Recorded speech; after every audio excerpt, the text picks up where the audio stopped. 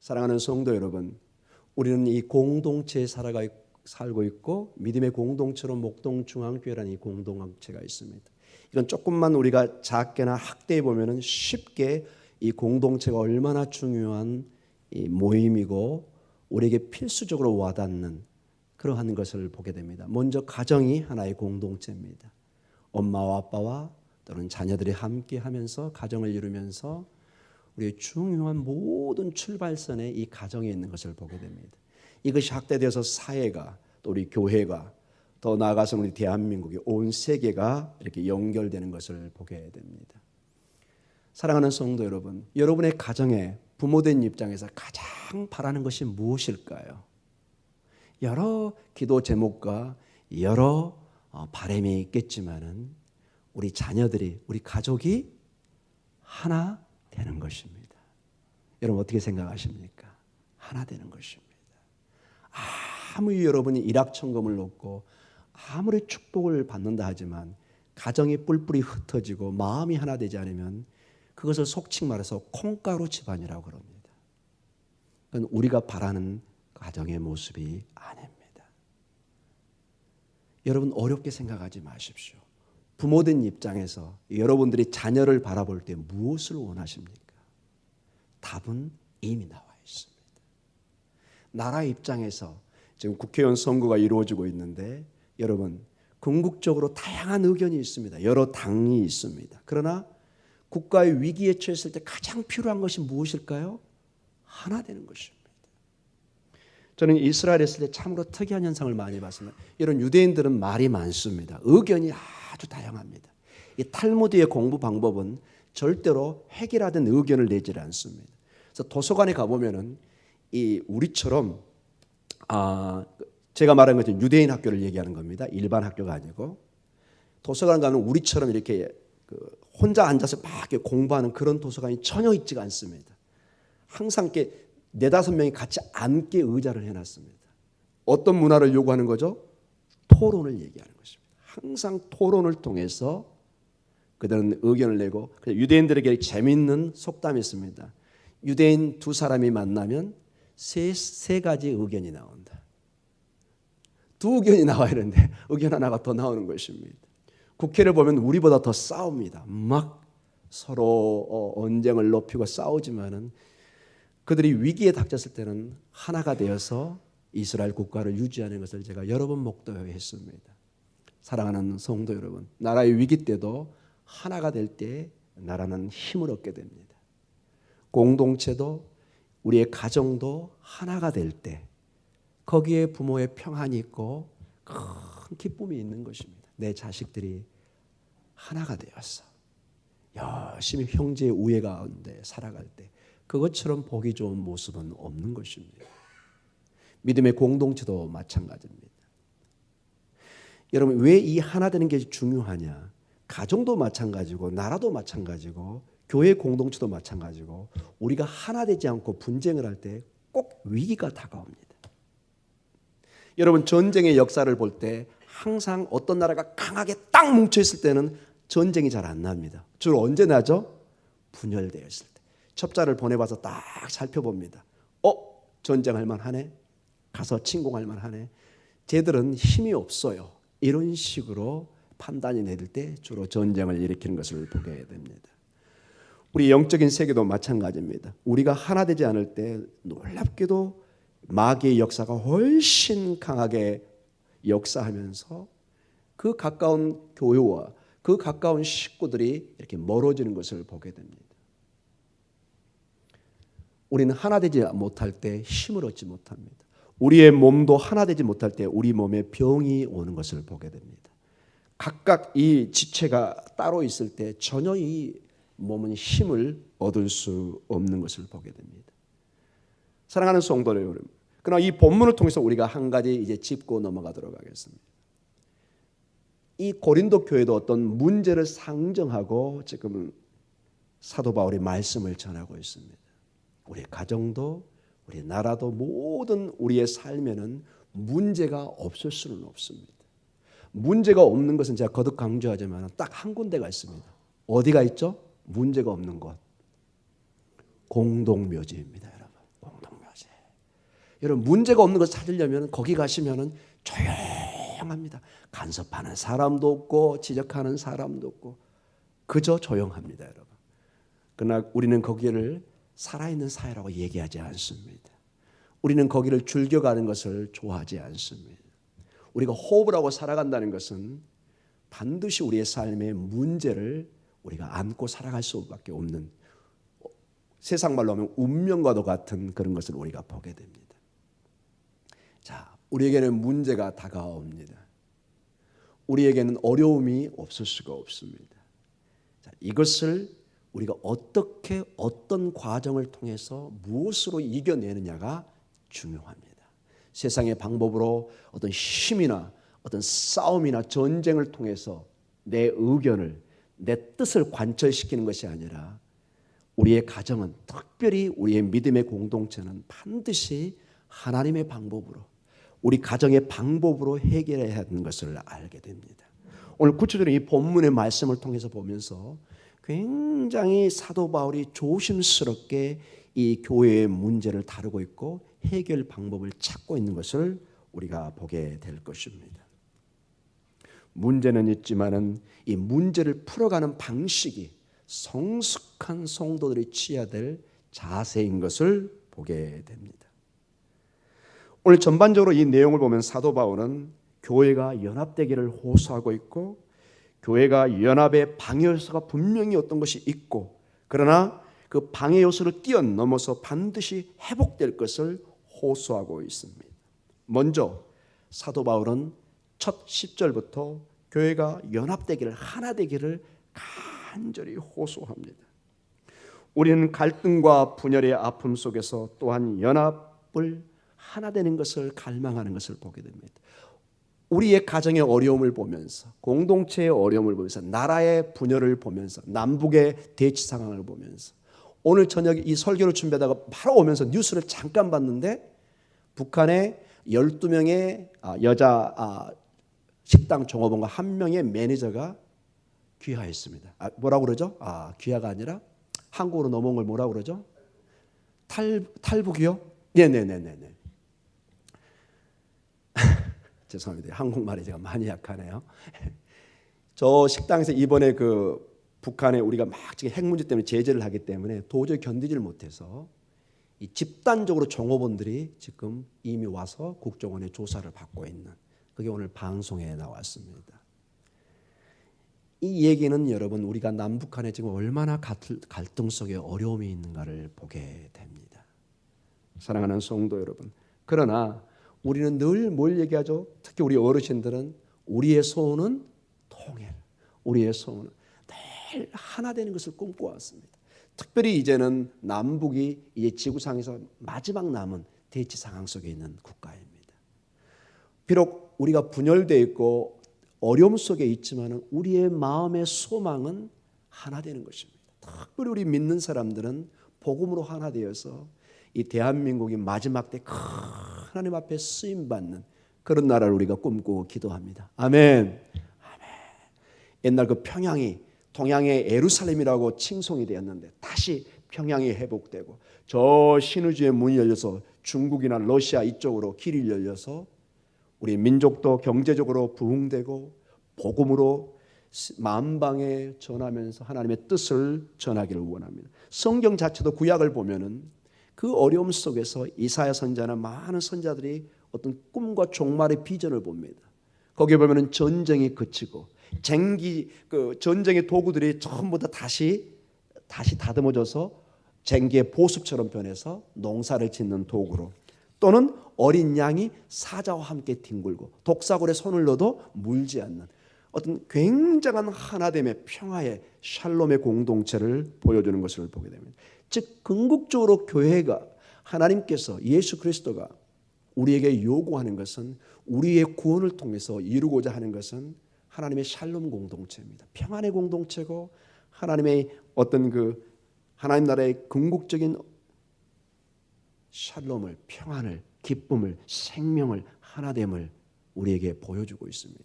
이 얘기는 우리 교회가 궁극적으로 하나됨을, 생명을, 구원을, 하나님 나라의 그 놀라운 희망을 비전으로 품고 가기를 원하는 것이지, 우리끼리 싸우다가 정말 자멸하는, 마귀의 밥이 되는, 지금 마치 세상에 울부짖는 그 사자가 먹이를 찾아 헤매듯이 우리의 영혼을 찾는 거기서 딱 분열되어 있으면 마치 동물에게 먹혀 죽는 그 방송의 비디오의 그 방송 동물의 왕국처럼 우리는 이겨낼 수가 없는 것을 보게 됩니다.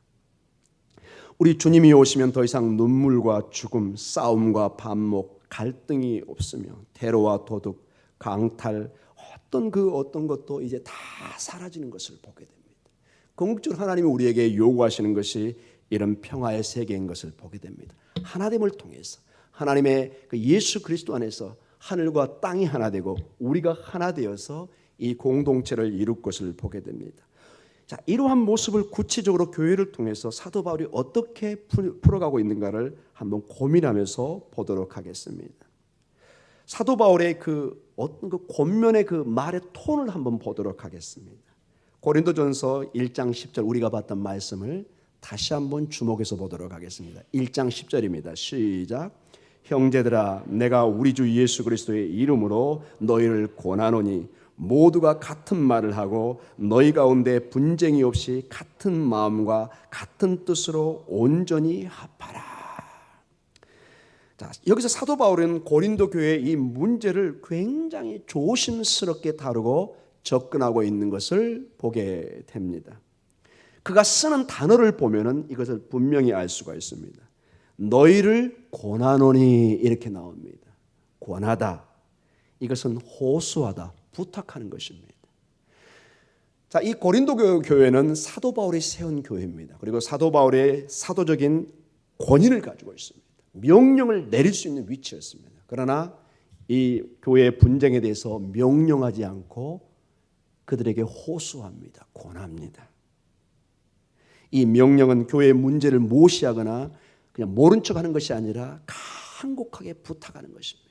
마치 부모가 자녀에게 사랑하는 아들아, 사랑하는 내 딸아, 엄마의 소원은, 아빠의 소원은 너희가 싸우지 않고 하나 되는 것이다. 이게 마지막 내 소원이다. 내 유언과도 같은 것이다. 내가 떠나기 전에 그 모습을 좀 보여줘라.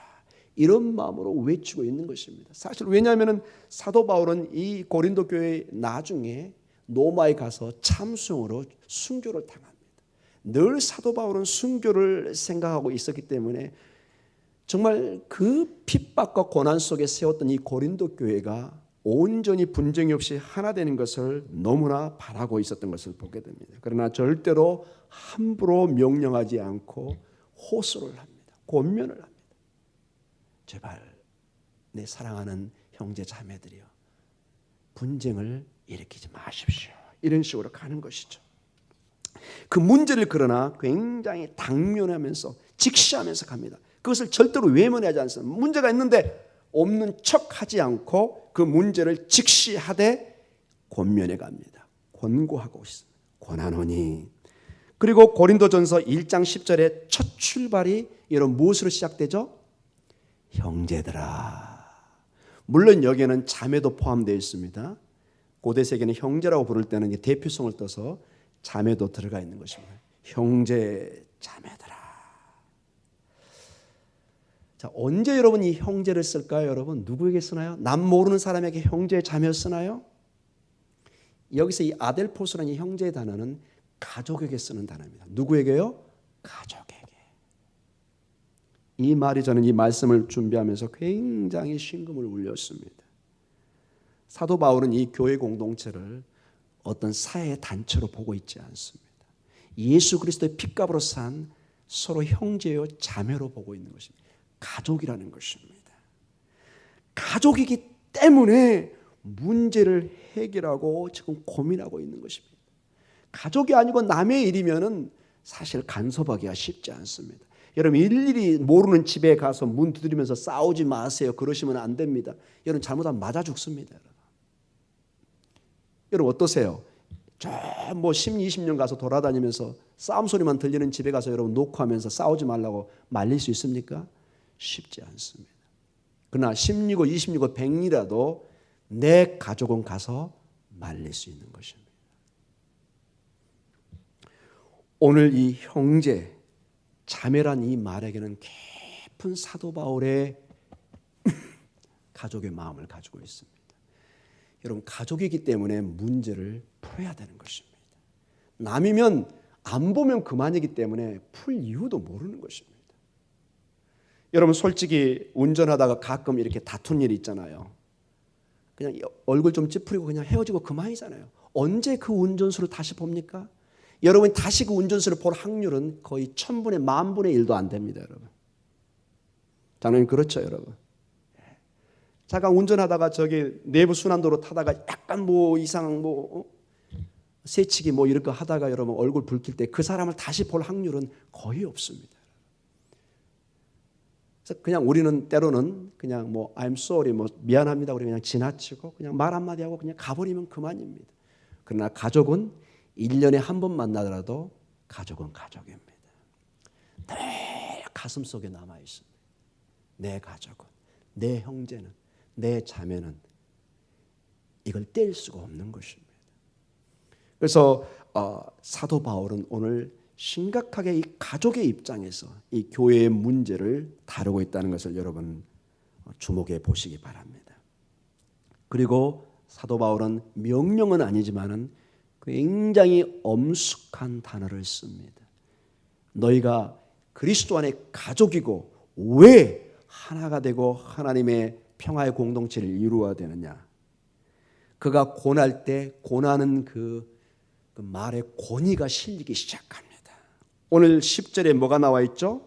내가 우리 주 예수 그리스도의 이름으로 너희를 뭐하죠? 권하노니. 나 사도 바울의 이름이 아니라 우리 주 예수 그리스도의 이름으로. 예수 그리스도의 이름으로. 즉 이제는 사도의 권위로 너희에게 권한다고 얘기합니다. 마치 엄마의 입장에서, 아빠의 입장에서, 부모의 입장에서 내가 내 자식에게 권면할 수 있는 내가 권한이 있는 것입니다. 내 자식이기 때문에 내가 자식에게 권면할 수 있는 자격을 가지고 있는 것입니다. 사도 바울 선생님이 오늘 그 예수 그리스도의 그 이름, 즉 사도의 그 권한을 가지고 이 교회에게 지금 호소하고 있습니다. 이 얘기는 비록 명령은 명령토로 얘기하지 않았지만은 이 권면을 반드시 뭐하라는 거죠? 들으라는 것입니다. 너희는 이 권면을 반드시 들어야 된다. 반드시. 마치 구약의 선지자들이 항상 하나님의 말씀을 전할 때 주께서 말씀하시기를 저녁에 꿈을 꿨더니 내 생각에 이런 말투는 단 한 번도 나오지 않습니다. 항상 그 선자의 권위를 하나님의 말씀에 두고 말씀을 전합니다. 그 얘기는 선자의 얘기를 들어도 되고 안 들어도 되는 어떤 선택의 여지가 아니라 반드시 들어야만이 산다는 것입니다. 오늘 이 사도 바울은 예수 그리스도의 이름으로 그들을 권하고 있습니다. 즉 너희는 반드시 귀를 기울여서 내 말에 집중해서 들으라고 말씀하고 있는 것입니다. 자, 권면의 내용을 들어보도록 하겠습니다. 무엇을 권면하는지. 고린도전서 1장 10절을 다시 한번 보도록 하겠습니다. 권면의 내용을 다시 보도록 하겠습니다. 10절 시작. 형제들아 내가 우리 주 예수 그리스도의 이름으로 너희를 권하노니 모두가 같은 말을 하고 너희 가운데 분쟁이 없이 같은 마음과 같은 뜻으로 온전히 합하라. 이렇게 권면의 내용이 나옵니다. 내 형제 자매들아, 내 식구들이여, 내 가족들이여, 내가 사도의 권위를 가지고 예수 그리스도의 그 생명의 권위를 가지고 너희에게 이제 권하노는데 같은 말을 하고, 같은 말을 하라는 말이 이 원어의 뜻은 서로 동의하라는 것입니다. 이게 무슨 말이냐? 우리에게는 여러 의견이 있을 수 있습니다. 이건 당연한 겁니다, 여러분. 여러분, 여기 본문을 가지고 목사님이 설교를 할 때 10사람 다 다른 설교가 나올 수 있습니다. 왜? 다 각자의 생각이 있을 수 있습니다. 본문의 해석이 있을 수 있고, 같은 가족이라도 딸의 의견이 있고 아들의 의견이 있고 너무 다릅니다, 여러분. 다를 수도 있고 같을 수도 있고. 그러나 다른 의견을 이 집안이, 내 집안이, 우리 가족의 화목을 위해서는 어떻게 해야 되죠? 마지막에는 무언가 합의점을 찾아야 된다는 거죠. 아빠 의견 따로, 엄마 의견 따로, 아들 의견 따로, 딸 의견 따로. 서도 얘기했죠. 이게 콩가루 집안이 될 수밖에 없습니다. 전혀 합해질 수가 없습니다. 교회도 마찬가지입니다. 여기 담임 목사나 장로님들이나 우리 권사님들, 우리 안수 집사님들, 우리 성도님들 다 각자 의견이 있을 수 있습니다. 다 각자 어떤 생각이 있습니다. 그러나 반드시 교회는 합의점을 찾아서 그 결정을 따라서 일들을 해가는 것입니다. 합의점이 찾아지면 나하고 의견이 다르더라도 어떻게 해야 되겠죠? 따라줘야 되는 것입니다. 그렇지 않으면 여러분 집을 경영할 수가 없습니다. 여기 회사를 다니시는 분도 많이 계시는데 회사의 일들이 만약에 회장의 의견, 사장의 의견, 밑에 임직원의 의견 다 각자 있으면 이 회사는 전혀 어떤 결정을 내릴 수가 없는 것입니다. 충분한 토론과 의견 교환 속에 어떤 합의점이 딱 찾아지면 이제 정말 운명을 걸고 결정을 하고 나가야 되는 것입니다. 물론 그 결정은 신중하게 해야 되겠죠. 그 결과가 크기 때문에. 같은 말을 하고 서로 동의하라는 것입니다. 너희에게 많은 의견이 있을 것이다.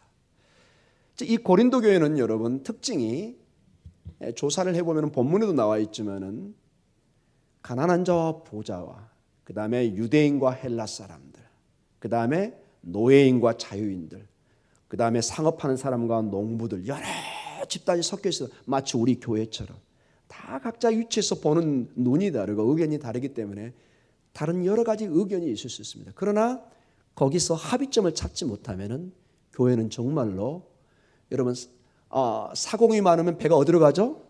산으로 갈 수밖에 없습니다. 우리 속담도 그런 내용이 나와 있습니다. 이 말은 우리가 서로 논쟁과 분쟁으로 공동체를 위협하는 것이 아니라 서로 조화를 이루라는 것입니다. 여러분 우리 성가대 봐보세요. 다 각자 음색을 가지고 있습니다. 그러나 연습을 통해서 하모니를 찾는 것입니다. 이게 합창입니다. 혼자 그냥 막 목소리를 내버리면 얼마나 우리가 당황스럽겠습니까? 서로의 음색을 소프라노, 엘토, 바리톤, 테너 다 이걸 합쳐서 어떤 하모니, 어떤 조화를 이루어서 우리가 음악을 발표하는 것입니다. 둘째로 분쟁이 없이 같은 마음과 같은 뜻으로 온전히 합하라 이렇게 합니다. 서로 조화를 하고 분쟁 즉 쿼럴 서로 싸우지 말라는 것입니다. 의견이 다른 것을 서로 존중하고 받아들여야지 그냥 내 의견과 다르다고 싸움으로 붙어버리면 그 가정은 그 나라는 그 공동체는 깨질 수밖에 없는 것입니다. 사랑하는 성도 여러분, 이제 교회 연합의 방해 요소가 나옵니다.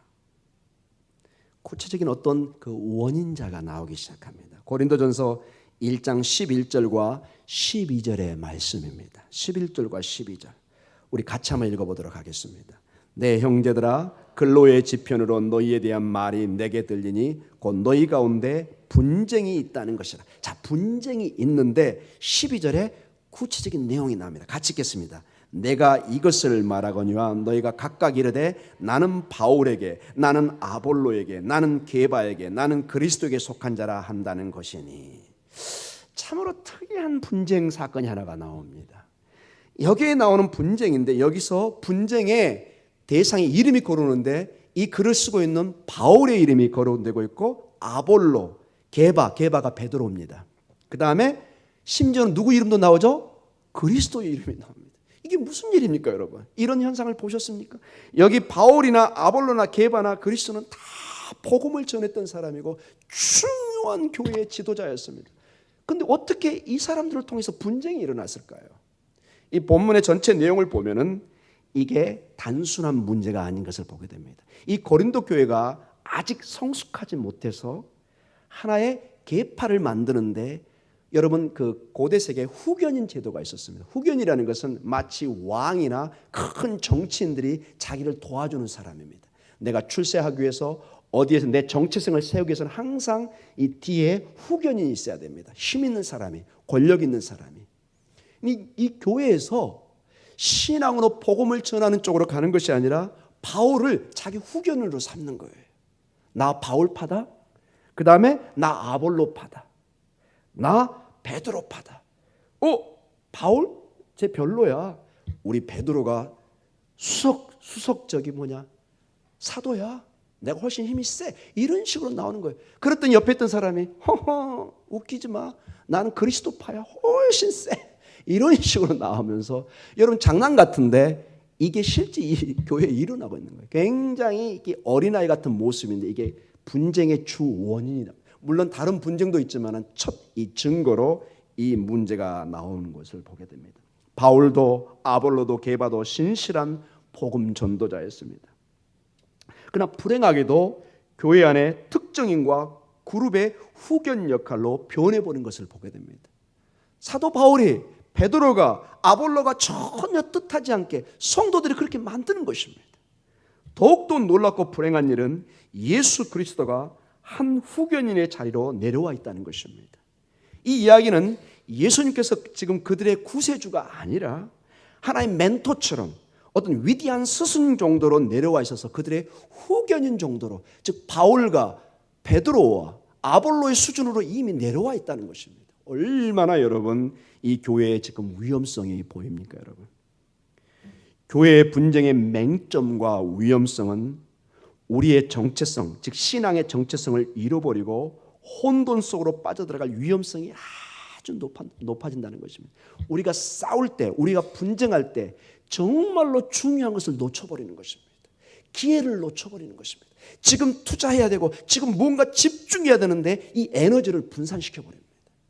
그리고 엉뚱한데 내 정체성을 붙여버립니다. 바울에게, 게바에게, 아볼로에게, 심지어는 그리스도에게. 여기서 메시아를 의미합니다. 다 중요한 일이고 중요한 사람들인데 그들의 후견인, 즉 그들의 어떤 정치적인 세력으로 새길 사람들이 아닙니다, 여러분. 사도 바울은 절대 이걸 원치 않았습니다. 나중에 설명을 보면. 그러나 그들이 오늘 그들의 의지와 상관없이 어떤 예수 그리스도 어떤 경쟁 구도로 끌어와서 갈등 구조의 중심에 서게 만듭니다. 한국교회의 불행한 것 중에 하나가 예수교, 그 다음에 기장, 예장이라는 게 있죠, 여러분. 이 얘기는 더 이상 하지 않겠습니다. 우리 교회 안에도 큰 분열의 역사가 있습니다. 고린도 교인들도 기독교 신앙이 그들의 생과 삶을 바꾸어 복음을 따르는 방향으로 나아가는 것이 아니라 반대로 그들의 정신적 구조만을 지배하며 살아가게 하는 일개 신학으로 받아들이고 있다는 것입니다. 즉 베드로가, 아볼로가, 바울이 그토록 생명을 걸고 십자가의 복음을 전했는데 이것을 하나의 그들의 어떤 문화에 필요한 어떤 그들에게 단지 하나의 필요를 채워주는 수준으로 교회에 그냥 이렇게 두고 있는 것을 보게 됩니다. 그리고는 맨날 싸우는 것입니다. 나는 게바파다, 나는 바울파다, 나는 베드로파다, 나는 아볼로파다. 교회가 전혀 하나님의 일들을 할 수 없는 것을 보게 됩니다. 이러할 때 사도 바울이 마지막으로 이제 회복을 말씀합니다. 사랑하는 내 아들, 딸들아, 내 형제 자매들이여, 이것은 내가 원하는 것이 주님이 원하는 것이 아니다, 이렇게 얘기합니다. 우리 고린도전서 1장 17절을 같이 보도록 하겠습니다. 17절을 같이 읽도록 하겠습니다. 시작. 그리스도께서 나를 보내심은 세례를 베풀게 하려 하심이 아니요 오직 복음을 전하게 하려 하심이로되 말의 지혜로 하지 아니함은 그리스도의 십자가가 헛되지 않게 하려 함이라. 자, 특별히 사도 바울에게는 문제가 뭐냐? 막 다 사도 바울의 세례를 받았기 때문에 나는 사도 바울의 파다, 그분이 내 후견자다, 이렇게 얘기했다는 것입니다. 나는 그렇게 많이 세례를 안 줬다고 그럽니다. 특별한 몇 사람에 난 세례를 안 줬고 내가 원래 일은 세례 주려고 너에게 온 것이 아니라 여기 17절에 뭐라고 그러죠? 복음을 전한다는 것이죠. 복음. 내가 너희에게 전한 것은 세례를 주려고 온 게 아니라 복음을 전하려고 왔는데 왜 너희는 내 뜻을 오해하고 이렇게 잘못하고 있느냐? 왜 십자가를 헛되게 하느냐? 이렇게 얘기합니다. 다른 말로 표현하면 고린도서 1장 17절을 이렇게 표현할 수 있습니다. 그리스도께서는 너희가 나를 따르는 후견인을 만들도록 너희가 보내지 않았다. 고맙긴 한데 내가 너희의 후견자가 아니야. 내가 너희의 운명을 내가 도와줄 수 있는 사람이 아니야. 제발 착각해서 깨어나라. 그리스도가 나를 보내는 것은 복음을 전하도록 나를 보냈어. 후견인은 이제 끝났어. 내가 너희의 후견인이 아니야. 물론 하나님께서 나를 통해서 교회를 세웠지만 나는 너희의 후견인이 아니냐. 나에게 무엇을 얻으려고 하지 마라 얘기하는 것입니다. 내가 아니다. 내가 저는 누구를 바라보라는 거죠? 예수 그리스도. 그리스도를 통해서 진정한 그들의 희망과 소망을 찾아야 되는데 자꾸 이 고린도 교회는 그리스도 대신에 주님 대신에 누구를 자꾸 보려고 그래요? 바울을 보려고 그래요. 바울을. 근데 바울은 아니라는 거죠. 이제 더 이상 어떤 후견인을 통해서 안전을, 평안을 그리고 정체성을 찾지 말라고 강력히 얘기하고 있습니다. 그 어떤 후견인도 너를 위해서 십자가에 달리지 않았다고 얘기하고 있습니다. 그 어떤 후견인을 통해서도 하나님과 너의 관계를 회복시킬 수 없다고 합니다. 다른 사람과의 관계도 회복시킬 수 없는 것이 후견인은 분명히 한계가 있는 것을 보게 됩니다. 오직 십자가에 달린 예수 그리스도만이 하늘과 땅을 그리고 우리의 모든 것을 해결하고 회복시킬 수 있는 생명의 주님인 것을 사도 바울은 오늘 간절히 이렇게 전하고 있는 것입니다. 다시 한번 우리 고린도전서 1장 17절과 18절 말씀을 같이 보도록 하겠습니다. 시작. 그리스도께서 나를 보내심은 세를 베풀게 하려 하심이 아니요 오직 복음을 전하게 하려 하심이로되 말의 지혜로 하지 아니함은 그리스도의 십자가가 헛되지 않게 하려 함이라. 십자가의 도가 멸망하는 자들에게는 미련한 것이요 구원을 받는 우리에게는 하나님의 능력이라. 아멘. 사랑하는 내 형제 자매들아, 베드로도 아볼로도 나도 복음 자체가 아니란다. 나는 단지 이 십자가의 주님을 증거하는 도구일 뿐이지 왜 나에게 그렇게 의지하려고 하니? 왜 베드로에게 그렇게 집착을 하니? 왜 아볼로에게 어떻게 집착하니? 너희는 근본적으로 초점을 잃어버리고 있다. 십자가의 주님을 바라봐라. 그 십자가의 주님. 십자가의 도가 세상 사람들이 미련하게 보일지 모르지만 구원을 얻는 너와 나에게는 하나님의 능력이다. 하나님의 능력을 어디서 찾으려고 하느냐? 구원의 능력을 어디서 찾으려고 하느냐? 십자가의 주님을 바라보라고 얘기하고 있습니다. 십자가의 주님. 결론적으로 이제 말씀을 마쳐가겠습니다. 저희 교회와 여러분의 가정과 우리의 삶을 한번 비춰보도록 하겠습니다. 여러분, 우리는 어디에 초점을 맞추고 있습니까? 어디에 내 운명을, 내 후견인을 맡으려고 하고 있습니까? 내 온종일 내 기도와 내 삶의 중심이 무엇입니까? 여러분이 정직하게 생각해 보면은 여러분의 관심사와 초점이 딱 보입니다. 하루 종일 어떤 특정 사람이 보인다면 여러분은 모든 시간을 그 사람 중심으로 살고 있는 것입니다. 하루 종일 생각에 내 생각에 어떤 여러분 직장에 그 생각하지 말라는 것이 아닙니다. 그러나 문득 여러분이 기도하고 의지하려고 했던 그 모든 것에 주님이 사라지고 어떤 특정한 일이나 특정한 것이 매일 꽉 차 있다면은 그것이 여러분에게는 너무 중요한 일처럼 와 있는 것입니다. 사랑하는 성도 여러분, 사도 바울 선생님이 오늘 우리에게 요구하는 것은 세상에 가장 미련한 도구요, 세상에 가장 이해할 수 없는 도구인 십자가의 주님을 가리키고 있습니다. 우리 십자가의 주님은 아무런 힘을 보여주지 않았습니다. 그래서 죽음을 택하고 십자가를 택하고 채찍에 맞고 침묵하고 침뱉음을 당하고 전혀 우리가 의지할 사람이 아닙니다. 도대체 힘이라고는 아무것도 없습니다. 눈물과 피와 땀과 피만 흘리고 가셨습니다. 가시관을 쓰셨습니다. 아무도 이 십자가의 주님을 통해서는 우리 후견인 내 힘을 얻을 수 있는 근거가 없습니다. 그런데 이 십자가의 주님이 오늘 구원을 받는 우리에게 하나님의 능력으로 나타나기 시작합니다. 사랑하는 성도 여러분, 이 밤에 이 금요 비전에 주님의 십자가만이 보여야 됩니다. 세상 사람들은 분주한 가운데 이걸 자꾸 놓쳐버립니다. 교회는 자꾸 세상의 어떤 영광만을 바라보게 합니다. 세상의 어떤 방법만을 찾아갑니다. 그러니까 자꾸 분쟁이 일어납니다. 자꾸 경쟁이 하고 부딪히기 시작합니다.